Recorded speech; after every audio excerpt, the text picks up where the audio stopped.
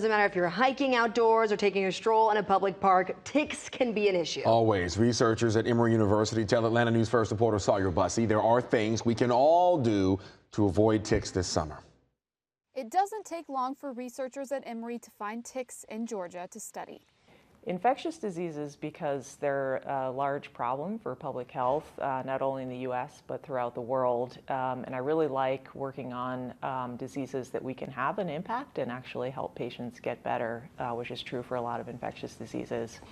Tick-borne diseases definitely fall within that same category. Tick-borne illnesses are reported year-round in Georgia, but according to the Georgia Department of Public Health, they are most active in warmer months. We're expecting a pretty active tick season this year, and that's because we had a mild winter. There are preventative measures we can all take, like Top recommendations is actually to wear long-sleeve pants, long-sleeved shirts, and actually tuck your socks over your pants.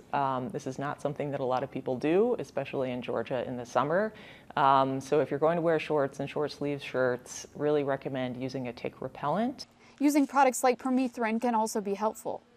You can spray the permethrin ahead of time, let it completely dry, and that will help keep ticks off of your clothing and therefore off of your body as well. And the Environmental Protection Agency website has a really nice search tool that you can use to help choose among the various tick repellents. Make sure to do a tick check when you get home. If you find a tick on you, use tweezers and take the tick out of the skin.